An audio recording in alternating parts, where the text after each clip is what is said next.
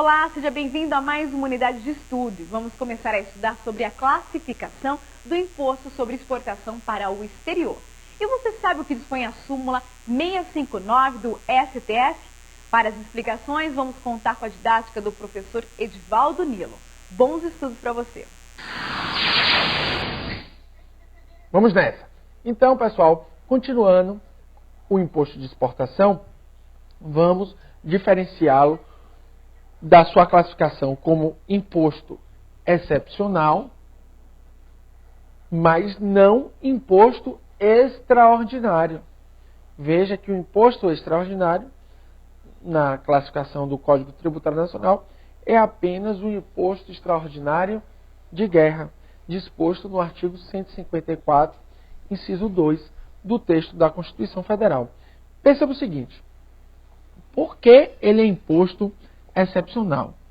Exatamente porque ele só pode incidir sobre os produtos relacionados pelo Poder Executivo. Hoje, quem relaciona esses produtos tem a função de relacionar, é um órgão vinculado ao Poder Executivo, a nossa querida Câmara de Comércio Exterior, CAMEX. Então ele é imposto excepcional, uma vez que só incide sobre os tributos relacionados pelo Poder Executivo. Isto hoje é feito pelo CAMEX. Diferente de ser imposto extraordinário. O imposto extraordinário,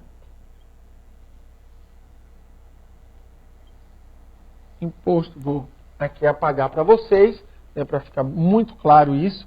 O imposto extraordinário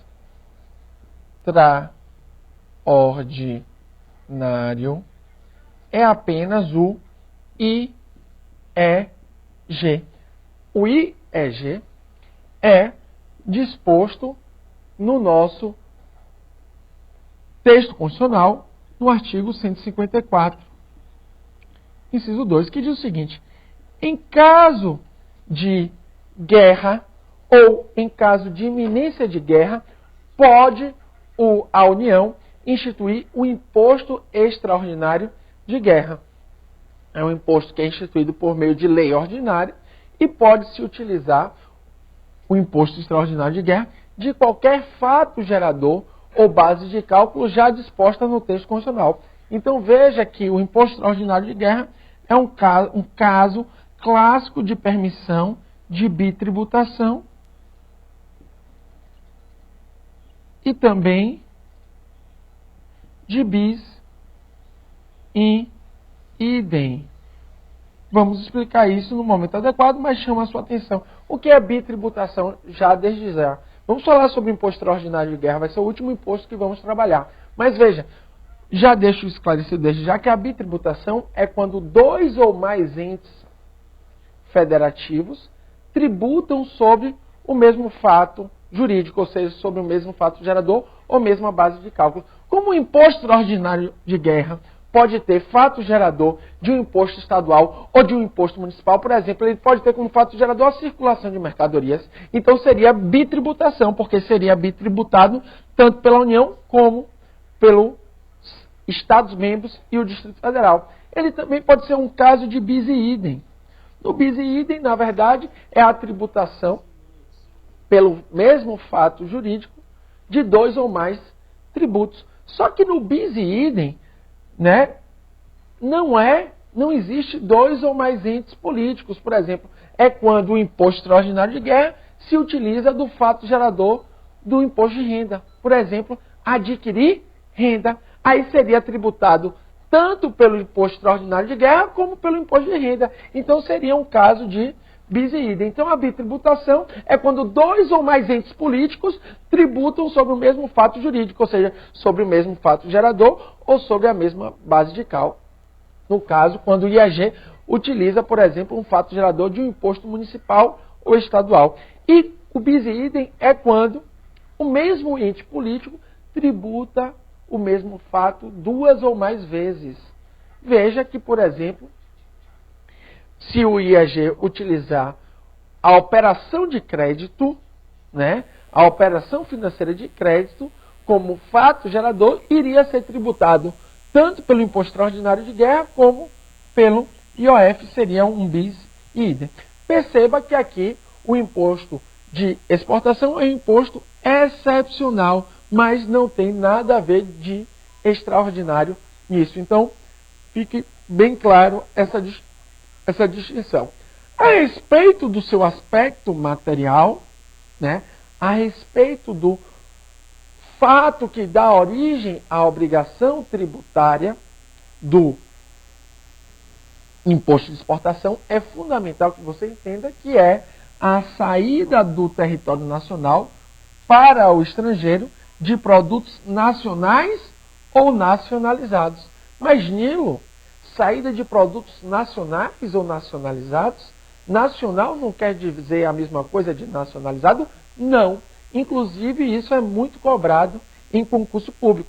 Enquanto o nacional é aquele produto produzido no Brasil, simplesmente, o nacionalizado é aquele que foi importado a título definitivo e depois exportado. Então veja que o nacional é aquele produzido no Brasil. Já o nacionalizado é aquele que foi importado e a título definitivo, e aqui a mercadoria foi alterada ou modificada. E depois, com a sua alteração ou modificação, houve a exportação. Vai incidir o imposto? Vai também, em regra. Então, o nacional é aquele produzido dentro do Brasil e o nacionalizado é aquele importado a título definitivo, que aqui é alterado ou modificado e depois, né, exportado. Então, veja que incide tanto o imposto de exportação sobre o produto nacional, bem como sobre o produto nacionalizado. Então veja isso aqui, né, no nosso quadro, né, imposto sobre exportação para estrangeiro de produto nacional ou nacionalizados, nacionais ou nacionalizados, e é. Então o imposto sobre exportação, né, para o exterior de produtos nacionais ou nacionalizados tem como fato gerador a saída desses, né, do território nacional. Então, a saída dos produtos nacionais ou nacionalizados são o fato gerador do imposto de exportação, conforme o artigo 23 do Código Tributário Nacional, combinado com o artigo 1º daquele decreto que eu falei para vocês que é importantíssimo, Decreto-Lei 1578 de 77. Veja aí, né, algumas questões que já foram cobradas sobre o tema. Por exemplo, a ESAF cobrou em concurso de auditor fiscal da Receita Federal do Brasil os seguintes enunciados. O imposto, né, no caso o imposto de exportação, incide sobre mercadoria nacional ou nacionalizada destinada ao exterior. Correto. Não tem aí nenhum equívoco, não tem aí nenhum porém, todavia, contudo, para você falar desse enunciado. O enunciado está perfeito. Veja o segundo item aí. Pelas regras vigentes, o imposto é excepcional, pois somente os produtos relacionados estão a ele sujeitos. Exatamente. O imposto de exportação, né, de mercadoria nacional ou nacionalizada é um imposto excepcional, porque só irá incidir sobre os produtos relacionados pelo CAMEX, né, na sua lista. Você pode até pensar aqui, né, você lembra lá da lista anexa do ISS, né, a lista anexa do Imposto sobre Serviço, o município só pode vir a tributar, né, de acordo com aquela lista anexa exaustiva ou taxativa. Aqui é a mesma coisa, né, fazendo uma analogia, mas aqui é diferente. Por quê? A diferença porque aqui é por ato do poder executivo, por meio de ato infralegal, por meio, hoje quem faz é a Câmara de Comércio Exterior. Então a Câmara de Comércio Exterior relaciona as mercadorias que podem ser tributadas. Então veja um tema que já caiu em concurso, né, que por ser imposto excepcional, esta lista, né, essa lista, né, elaborada pelo CAMEX, hoje, né, que é um órgão do Poder Executivo, ela é exaustiva. Se a mercadoria ou bem não estiver constando naquela lista, não pode ocorrer a tributação, né? Também chamada de taxativa. Também já caiu em prova que essa lista é chamada de números clausus. Ou seja, latim aí, números clausus. Então veja que essa lista é taxativa, né? É fechada, é uma lista fechada. Se não estiver relacionada na lista, não pode ser cobrado o tributo. E isso não quer dizer que esse tributo é um imposto extraordinário. Que o imposto extraordinário é só o imposto extraordinário de guerra. Então veja que o item 2 da ESAF está perfeito pelas regras vigentes.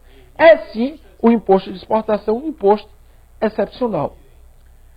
Outro ponto aí, né, que eu quero chamar a sua atenção, né, é a questão do aspecto temporal, que já foi questão de concurso público. Mas antes de falar sobre o aspecto temporal, eu quero chamar a atenção aqui de vocês de um artigo que cai muito, inclusive cobrando de vocês o conhecimento do imposto de exportação, que é o artigo 155, parágrafo 3º da Carta da República, da Constituição Federal de 88, que diz o seguinte: há exceção do imposto de importação, há exceção do imposto de exportação, há exceção do ICMS, não poderá incidir qualquer outro tipo de imposto sobre combustíveis, sobre petróleo, sobre energia elétrica e seus, né, e os decorrentes dos